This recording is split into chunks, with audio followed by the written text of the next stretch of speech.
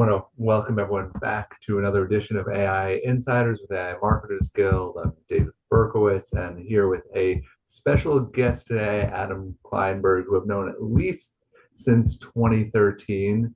Apparently, so from my notes, we first had articles in the same Ad Age Digital issue that year.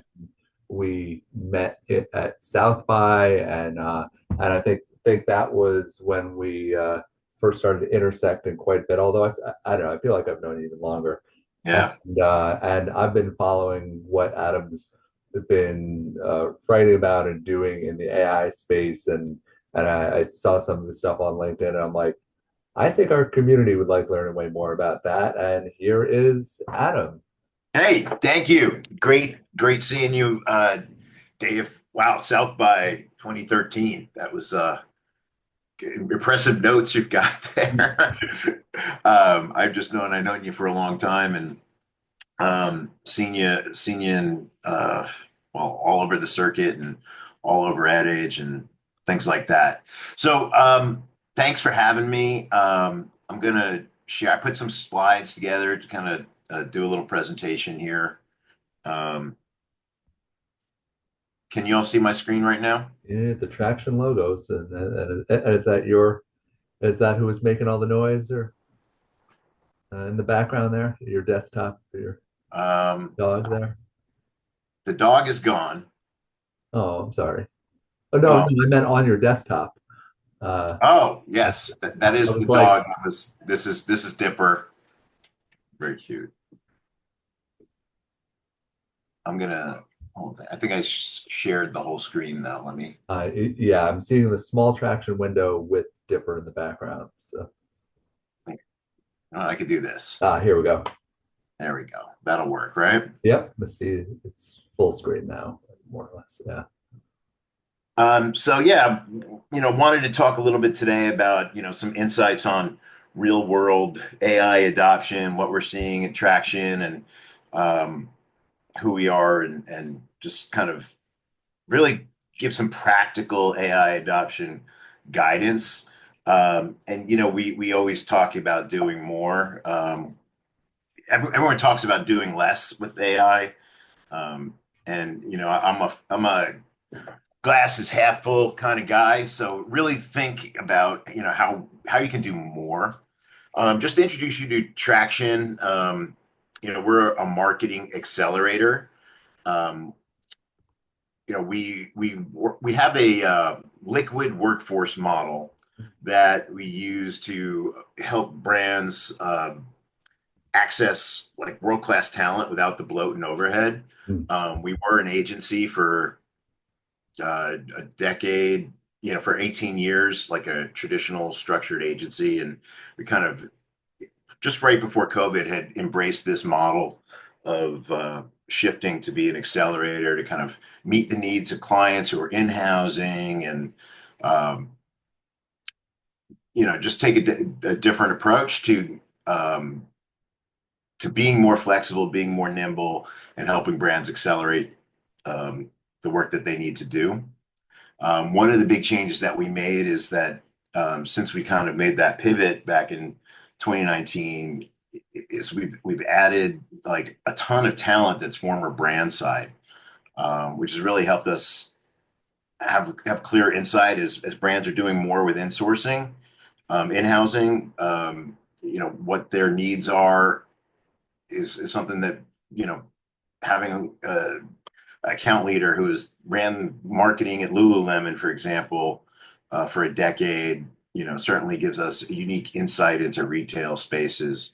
And another thing we've been doing for the last few years is the Future Proof Project. So we have over 300 brands who've actually signed up for this at this point.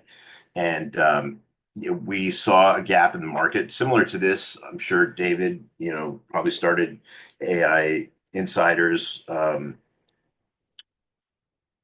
fill a similar gap of brands not really getting the education that they need from their agencies.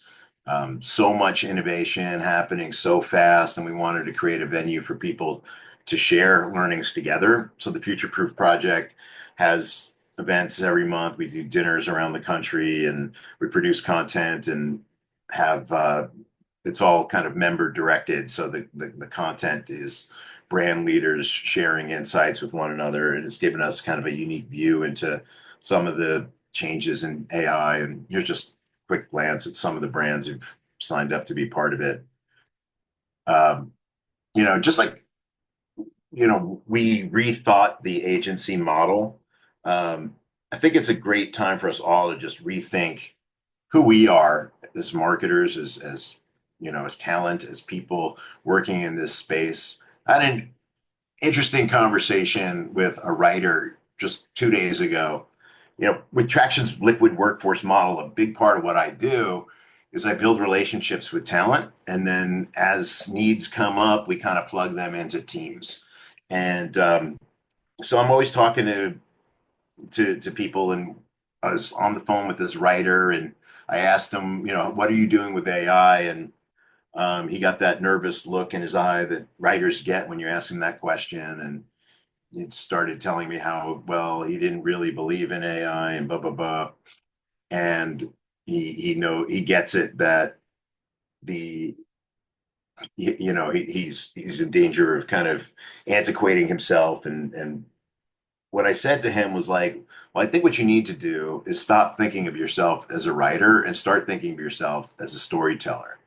It is just funny where you say this. I was curious where this is going because like one of the things that I wrote about in the book and that like really struck me as in my journey as a writer using AI was where I talk about with AI, you now when using AI, you need to be a way better editor than a writer. And I think it's getting to that same place where it's just asking the right questions and doing more with it. And I talk about it also in that broader lens of like anyone who's creating something, including things like data and spreadsheets. Like, Yeah. you know, Yeah, I think there's so many tools right now. Like I'm going to talk a little bit about video production. Like, if you're the guy who holds the light on a set for video production, you may need to rethink your career. Like this is the truth of things, right? Like there are going to be jobs and roles that are going to be disrupted. But at the same time, you think of a like you don't need to just think of yourself as the writer, who's putting the words together. You can now actually bring that story to life without having a full production company behind you. It's if you look at it with that kind of glasses half full lens, the potential is exciting. You know, um, Even for professional creatives who may feel that they're at risk of being disrupted. Interesting story. Based on that writing, Brian, David.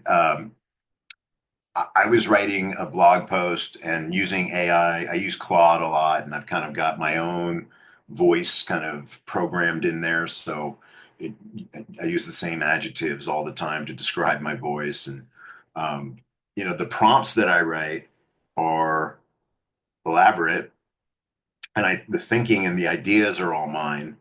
And, the only thing that's not is kind of the actual stitching together of words. And I actually shared this blog post with my wife, and I said, what do you think? Does this sound like me? And she read it and she's like, it's amazing. I can actually hear the way that you process thinking when you write in this narrative. She's like, the one thing that's kind of missing is like this, um, spontaneous whimsy that you add to your work when you write. So, I do think like there is like an active writing that is different than the thinking of writing. And then there's that editorial layer. It's almost like inspired editorial. well, the thing that I realized also that was missing most when that exercise you're talking about, I started doing that with Claude and I've tried that with others too, is is I don't think I appreciated how much of my writing is anecdotal and that I'm tying in just personal stories and things like that. And so like that's that was the biggest leap where if you see something of mine that's more than a couple hundred words and I'm not referencing some personal experience, then it starts to not feel like my writing. Yeah. Mhm. And what you're describing as whimsy there, right? Like what's that percent that like, and at some point when we all get like Neuralinked or whatever chipped and it's going inside and we're getting like super black mirror and it's getting our Um, memories in place, and that's maybe not as far off as we thought it was a couple of years ago. But for now, it is that like that's going to be a big distinction, and it almost would make your writer friend maybe feel a little better about something. yeah. Yeah, well, I think he left that conversation feeling a little bit better, and um, I think that's something we all can be, excited about, right? Because Mm-hmm. it used to be in order to do great work, you needed money, time, access to the right, production talent, right? Now, these are the things that you need: creativity, knowledge, and curiosity. You know, so I talked about this AI lets you do less, right? That's a fixed mindset, but it empowers you to do more. I think it's important to look at AI with an abundance mindset. Um, it's not, oh, there's plenty of abundance out there, right? There's 90,000 plus AI companies in the world. So using the right tools in the right ways can drive growth and efficiency. Um, but AI adoption, it's not so easy, right? Like this is recent data from Bain. Marketers are saying they're not getting substantial value from AI efforts yet. 22% of CMOs said they will replace, or this is a little bit dated, but 22% of CMOs said they'll replace 22% of their staff with AI in the next 18 months. Mm-hmm. Um, and then 4% are having difficulty establishing an ROI. And, um, you know, AI is really penetrating every part of our marketing organizations, right? And we need to think holistically, and it's important to have frameworks. Um, but at the end of the day, it's kind of messy, right? Like this is like just a brand toolkit, right? All these different things that you might be using that are becoming part of your AI stack, so Mm-hmm. to speak, right? From a tool like Waldo that can help you generate insights, and the way you set up Claude and Claude for Teams. Um, you might use a tool like Delegate Flow or Make.com to create your own um, uh, automated workflows or agents. And then there's other tools like, that are you weave together into processes. And I'll get a little bit more about that to create content and things like video. Traction, we have this marketing organization design practice, um, consulting practice, and we have this kind of blank sheet of paper approach to helping marketing organizations just rethink all these different things. Super important. Who are your people today? Do you have the right people on the bus? Do they have that curiosity quotient, right? Which is critically important to navigate in today's day and age. Are they adaptable? And then really, are they polymaths? When you start to think about agents and automated workflows, like you need to not, it's not so much about these vertical silos of expertise. It's like, how do you stitch together a solution and being able to think across problems, and like that's becoming a different way of thinking and acting that we're going to need to look for in people. Um, Platforms, do you have the marketing infrastructure that's going to be um, able to connect with other platforms yet be secure? Do you have the right partners in place? But I really want to focus today on process, um, and just the role of humans in process, and how all this works together. I'm sure you remember, David, this quote from last year. Klarna CEO posted this on Twitter, and the whole marketing world went nuts, right? AI performs the equivalent job of 700 agents without any drop in customer satisfaction. And Um, and you see Wells Fargo came out recently and they said they had 200 45 million chatbot interactions for customer service with zero handoff to humans and no data compromised. Uh, Yeah. that's so yeah, that's the newest. I mean, they didn't come out and say the equivalent. Like it was a little less scary a headline because they didn't put the human toll in there, but Yeah. yeah, I mean, And you talk about that organization. I just had a conversation with some people there. I mean, they're just at the start of their journey. They're really just getting started. So when you look at this, though, there are going to be processes that are better done by humans, right? There's going to be things that are inherently human. And this is 1 year later, from February 24 to 25, the same CEO of Klarna. We just had an epiphany. In the world of AI, nothing will be as valuable as humans. So it's okay to laugh, but realizing that when it comes to customer service, maybe people don't want to talk to bots, right? Like there are some answers that you can be directed to, but it comes to people's money, when it comes to things people care about, humanity is matters. And I think it will continue to for a while. And as marketers, there's things like talking to customers. You're never going to be able to replace talking to customers to truly learn what matters to them. Um, these agentic solutions are also going to be there, and agents are going to become like coworkers. And I wrote iterative here because there's going to be this back and forth relationship that you have with agents that um, even as they get more and more sophisticated, and you're going to have multi-agent solutions or multi-agent teams working together, there's always going to be kind of a human interaction behind the scenes.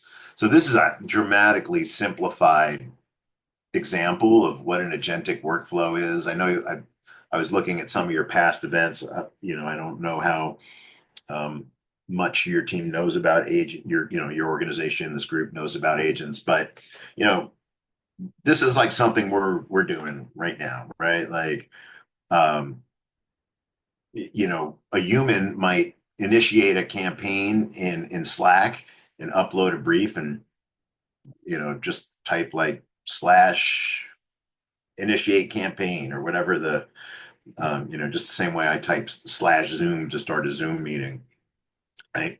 And then that agent is going to like start doing all this work. It's going to gather the requirements from your brief. It's going to go into your CDP and it's going to grab data about your customers. And then it's going to go into your DAM and select the right assets. And then it'll have an engine from ChatGPT or Claude, Anthropic that it'll use to kind of develop copy.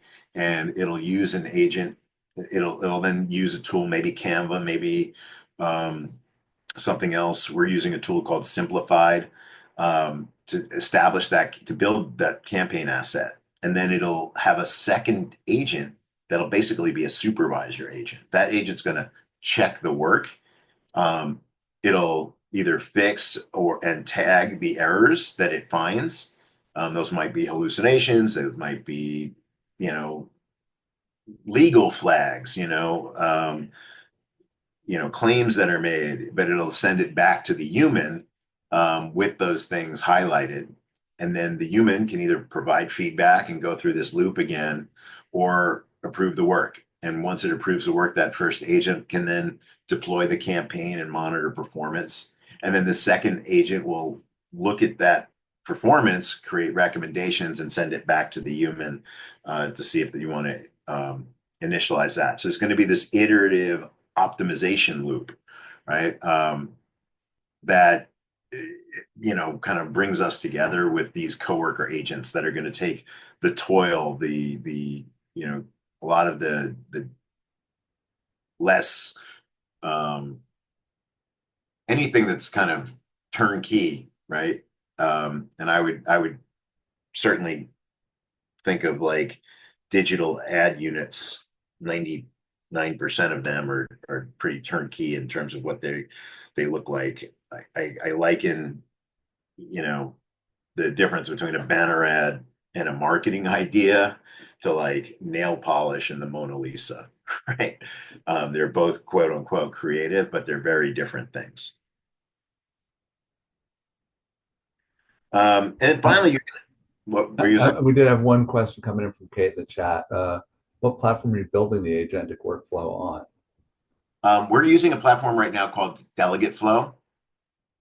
That is was founded by the same company that owns Simplified, which is a creative production tool. So we like that platform because of the integration, the Pre-built. Is it like pre-built. low code, no code style, like a Yeah, make.com? Okay. yeah, it Is is. it Except they have the differentiator between make.com and Delegate Flow is their integration with Simplified platform. okay, great. Thank you. Yeah, and it's interesting. I think we're developing our own agents to use for clients because I think that the future of the agency is going to change again. Obviously, I changed it 6 years ago or 5.5 years ago, just based on the trend of in-housing that I saw, um, and the agency model not quite working for that time. But I think the future agencies aren't going to be service organizations. They're going to be solution providers. Um, Yeah, I agree. And it's really interesting how you're approaching this because it's totally what I'm seeing too. I'm sort of in the same world, Adam, and it's like there's too many diverse tools that don't plug in together, existing in, completely different platforms. And, building the workflows is really difficult for people who don't have those skills or don't have the technical capabilities in-house. So I think your approach is really wise. And maybe we can connect afterward and chat a bit more. Sounds great. Um, yeah, like the tools are pretty powerful, right? And a lot of them are just tools that we've already used, right, in our workflow. Like this is definitely an example of a human directed um, process, using Photoshop to do background swaps. Um, Makes incredible selections. Like my background, my career, I started as a designer, and making a selection like this might have taken me like an hour because I would have had to like go in and or maybe 2 hours. When you have complex ones, it might have been all day. And you'd still never get the hair right because there's all these wispy things. And now you click a button in Photoshop and that happens. So you can do background swaps, like super easy, right? And you can even see like the shadows are perfected just by, with a tool that's already sitting on your desktop as a designer. And then, you know, you can actually switch models, you can switch colors, you can switch backgrounds and, um, incredibly powerful stuff, right? That you can do. And this is with tools that you're already using, but understanding how to use these tools to get these outcomes takes practice. It takes work. It's just like the same way I've used other tools in Illustrator and Photoshop and now Figma throughout my career and expertise in those tools. You've got a new set of more powerful tools, but you still need to understand the nuance and which tools to go to of those 90,000 plus out there to get the best outcomes. There are other things that are, a third party tool might that you've never used before might be better in the fashion industry. If you want to, this is a tool called Botica, which if you've got a 2D image, you can put it on a model, from a still photograph of an outfit, right? Um, if you have a 3D rendering, however, like a tool like La La Land might be better, which integrates with Browseware, which is a design application used in the fashion industry and generates models and puts them in the outfits that you've got from the 3D file. So based on what you have as assets, based on what you're trying to achieve, every one of these is a different workflow. And as a production partner, we're often looking at like, okay, the big start of the work is defining that workflow, and then continuing to evolve because the tools are getting better and better every day. You mentioned sorry, I don't have, because of the way I'm presenting, I don't know the name of the woman who asked the question Hey, before, but yeah. Kate, this is exactly what you're talking about, right? Like to do a video, I'm going to show you a video that we just did. Um, it required all of these different tools, and even before that, it required us to talk to customers. So we created a strategy deck, based on customer interviews and stakeholder interviews at this company. It was, in this case, it was a cybersecurity company called Recorded Future that's owned by MasterCard. We then took that deck, the strategy deck, and our creative brief template, and we put them into Claude and we wrote a brief. And then we took that brief and then we wrote a script. And then we iterated 5 times, 10 times, talked about it, whatever it was, but got to a script that we actually presented first round using 11 labs for voiceover and Suno for music, to the client, not just as words on paper, but now enabling them to get that visceral reaction of what it would actually sound like, with a voiceover. And they we were able to, in 3 or 4 days, get to a place that would have taken us 3 or 4 weeks in a traditional process. We were doing a rebranding exercise for them. So a big technique that's used often in video production now is creating still images in Midjourney and then importing them into video tools um, for animation. So Runway is like probably the go-to that we're using the most. I see it's the most stable platform and predictable in terms of the results. But for different types of shots, you might use Luma, you might use Kling. There are half a dozen others that are out there that are all good at different things. If you're trying to get shots of facial expressions, or lip syncing, or different types of effects, and like there's different tools you might turn to. Then we have another AI tool called Topaz that we use for upscaling.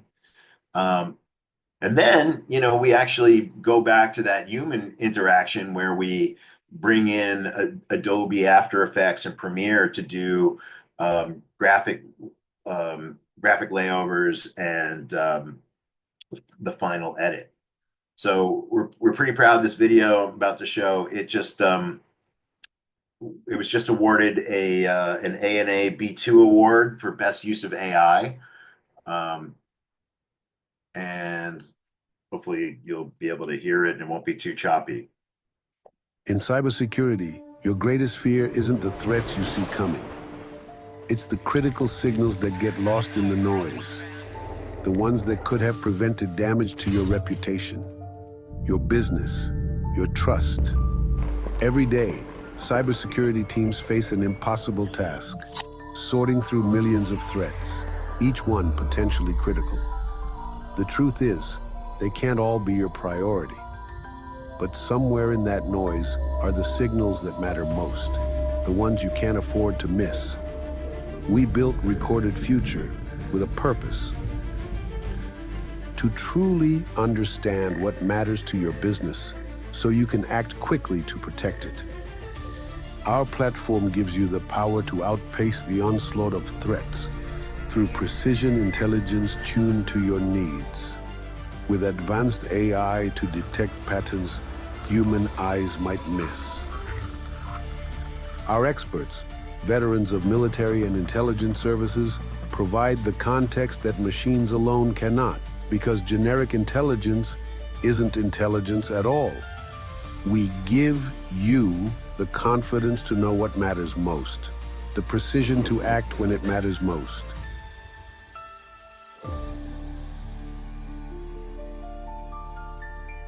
Recorded Future. Know what matters. Act first.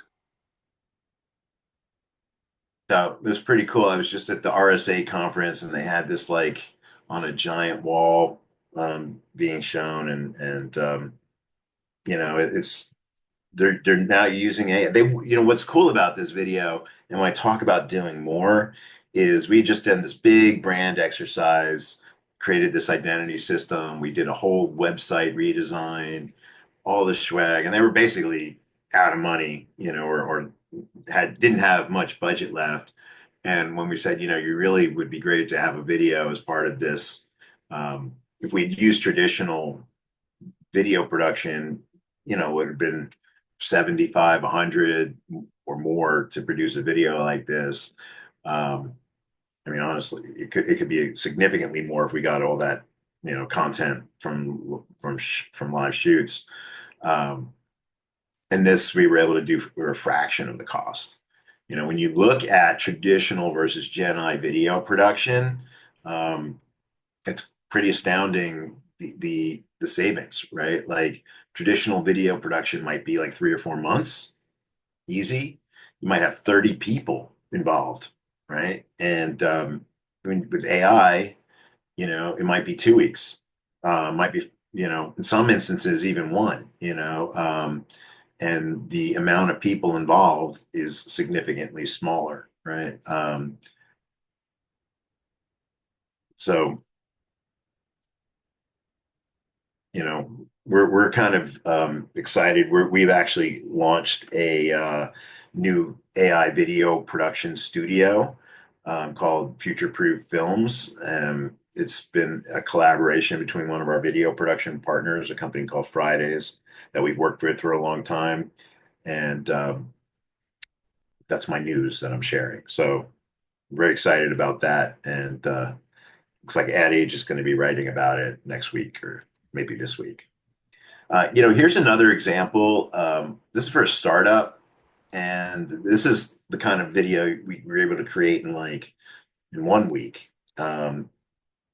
Patio Fire is this amazing product. I mean, you can see it's absolutely beautiful patio heater. It's pretty And badass. Yeah. yeah, it uses wood pellets instead of propane, which is a fraction of the cost for fuel, and it's got a lower carbon footprint. And because of this design, it has full body heat. So it's an amazing product. And they had done before we started working with them. I do fractional CMO work with them on the side. So, well, not on the side, but as part of our work with Traction. And, you know, they had done a bunch of these photo shoots in these beautiful locations. They're up in Oregon, but they needed video assets to really tell the story. I'm going to show you an online ad here, but the original assets that we created in this online ad were because they got an opportunity. They got into Patio World, which is a luxury patio retailer, and they wanted to put a big TV screen behind the product so people could see what it looked like live. So we took those assets and we brought them into tools like Runway, and we're able to create like a whole series of video assets that looked lifelike. And told the story in a powerful way, that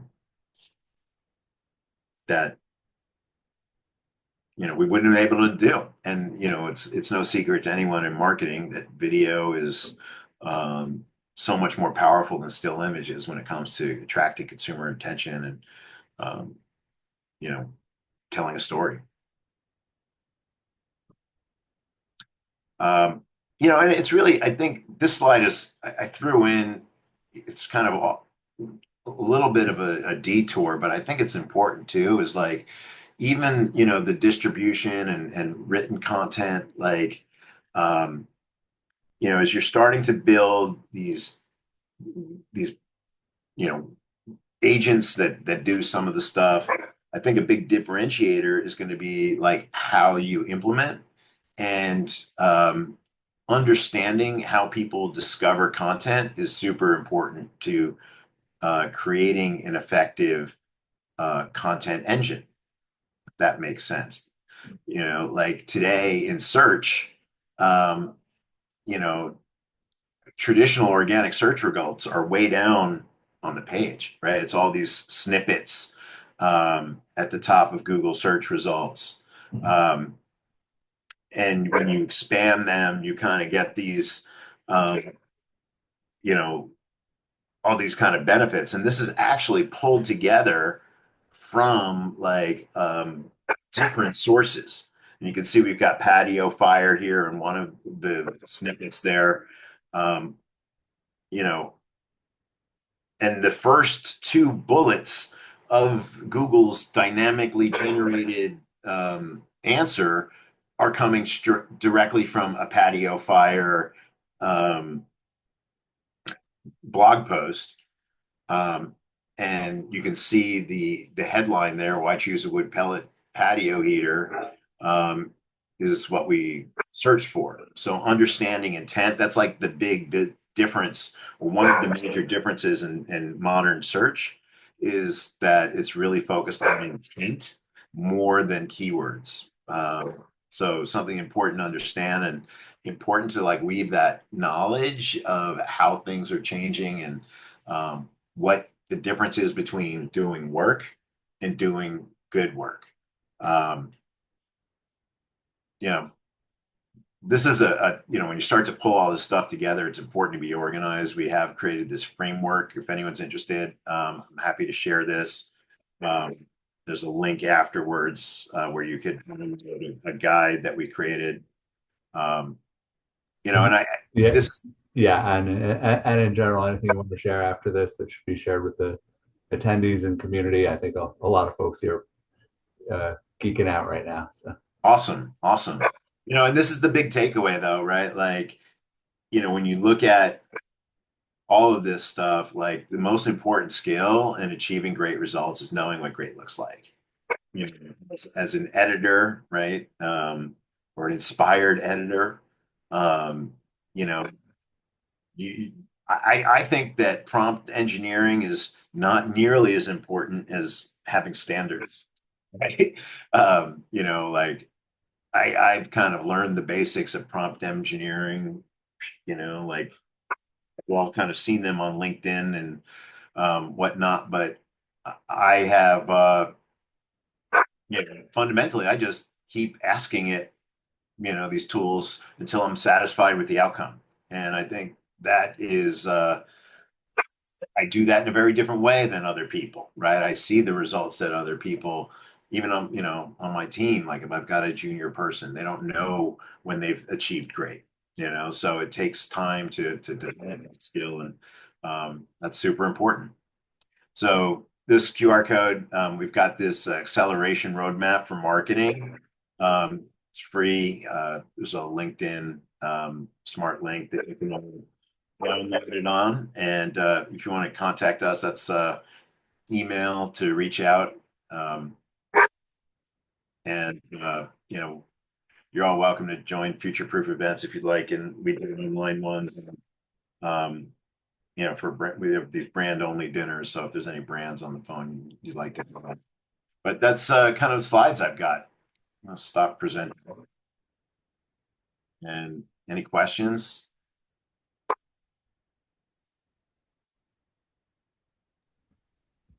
Just stepping away for 1 second for the fussy dog. Come on, inside, Dipper.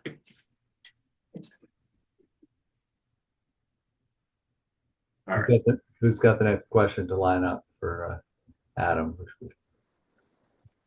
Yeah, hey, Adam. Yeah, let's wait for a second to come back. I'm back. Okay, great. Yeah, I have a question for Adam, actually. Hey, Adam, great presentation. Love the positioning of the agency. As you know, the agency model is broken. As a renegade from the agency world, I feel that's super appropriate, and I think we're at a time where a lot is changing. Question about Delegate Flow and the agent workflow system.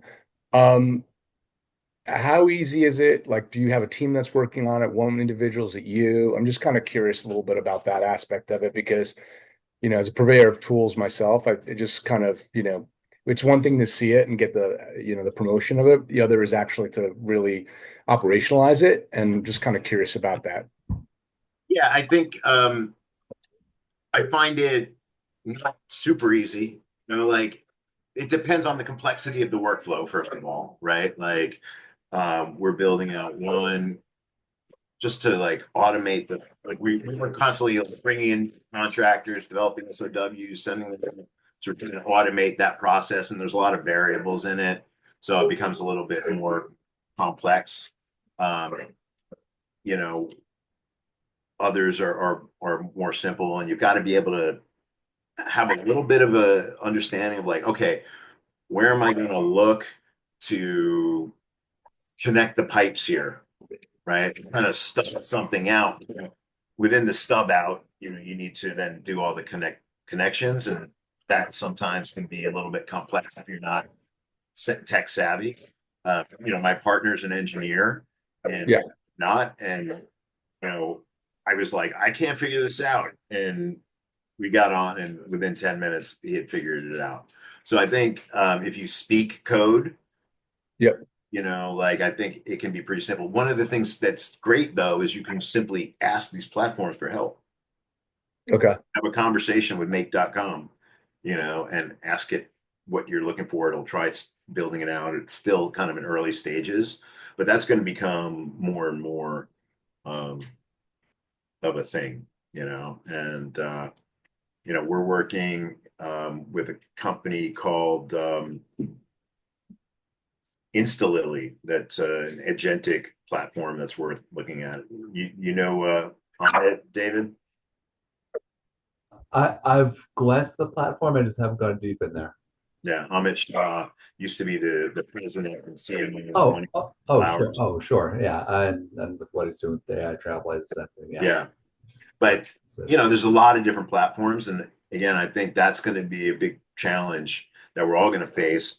Both as users of these platforms is figuring out which tools are the right ones to use in the right circumstances.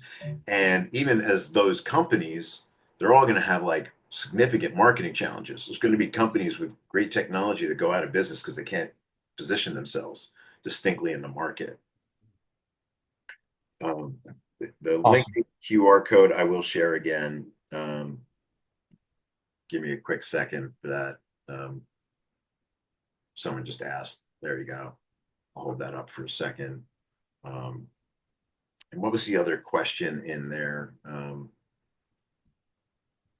And well, we had Gene with some questions and comments. And Gene, I don't know if you want to come online. Yeah, I just had a question. Hey, Adam, Gene Keenan, we know each other. So I saw a lot of creative production tools being used, but I'm wondering, like, what are you using for the end go-to-market solutions, as in like pushing that creative, to a million different sizes, as IAB, digital out of home, CTV, direct buys, print, etc. Yeah, I mean that's a broad question, but because there's each one of those, like I said, might have its own way of doing that. I think there's a creativity to how you use these tools and how you stitch them together. A lot of the platforms have their own AI when it goes to go to market.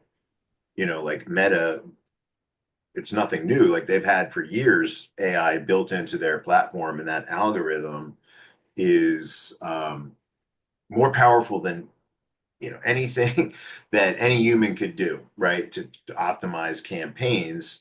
For years running an agency consultancy, like there's been kind of everyone. How many people have read The Lean Startup? Like that notion of like, oh, I got to keep testing and learning and trying new things. Well, if you're on Meta, like that fucks up the algorithm and it puts you back into learning mode and it hurts your performance.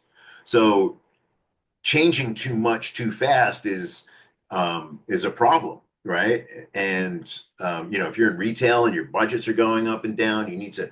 So we call it algorithm surfing. Like you need to develop expertise about like what's going to make these algorithms perform at their optimal performance, not the individual optimizations themselves.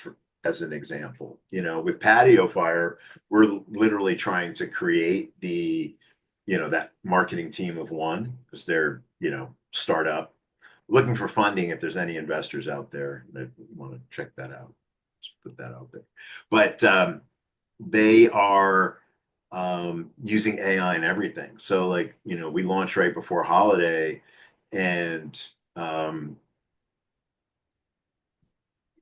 like the entire, you know, email program for the entire holiday season was done with AI. We used Chat GPT for the communications plan and outline, and then we um, used Claude to do all the copy. We did a final edit, and published stuff to in their Klaviyo. Um, in the future, we're probably going to build an agent to get it into Klaviyo and build the creative as well. Um, and Are any of your clients worried about the copyright issues around using AI for brand advertising?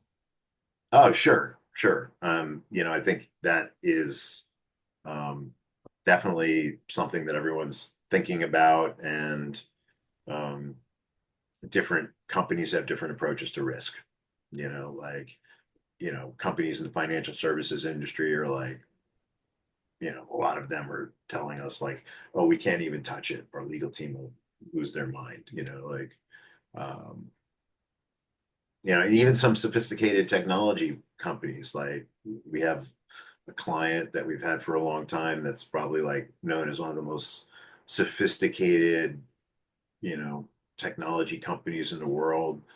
And, their in-house teams are still kind of like only in tiny pockets. They have like this AI, center of excellence team, but on a broader level, the marketers aren't allowed to use AI yet. So I think there's a lot of figuring out that needs to be done there. Different platforms also have different um, levels of ownership. So there's a degree of like um, us needing to do the research to make a recommendation to our client and structure our statements of work in a way that kind of says, hey, we're not lawyers, because a lot of this hasn't been decided in the courts yet, right? Like, Yeah, no. yeah. Whether, I mean, like companies like Adobe, I'm don't think there's any copyright issues with them. I don't work for Adobe, but I mean, their model's built using their own library. Yeah. Adobe, in their user agreement, says that everything that you create in the cloud is something that feeds their models. And um, so they're going to be you know, uh, in a They have a different leg, they have a place. leg up at the moment in terms of like legal. Yeah. Those battles will definitely be fought, but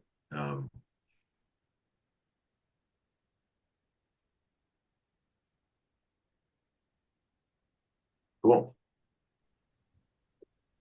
Other questions for Adam?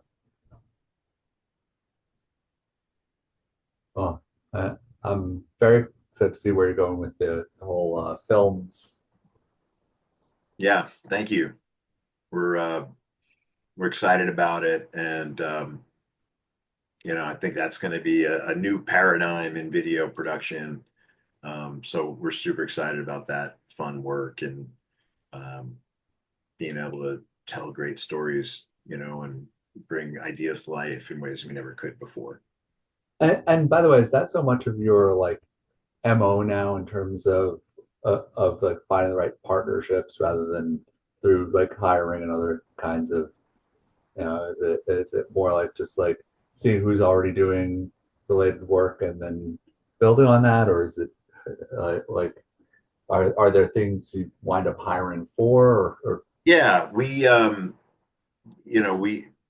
Traction's model is we have a small core Mhm. um, that are kind of our client partners and our program managers, and then our talent is all fractional, so, or strategic partnerships. So we have some boutique embedded partners, like we have a media firm that's like, I think 80% of their staff has Traction emails, and they work in the same kind of model as we do. And then just a lot of freelance talent, and we kind of curate and collect talent. Like when we see great people, there's like a whole community right now that's out there sharing stuff on LinkedIn and sharing their workflows. So, just yesterday I had drinks with a friend of mine who is the head of design at a major auto company, and he's working on a film concept, and was asking me like, how do I take this 3D rendering or 3D, files and turn it into, something in AI that, um, for this pitch deck. And, I was able to say, well, this particular person did this thing for Rolls-Royce. We should talk to him, you know?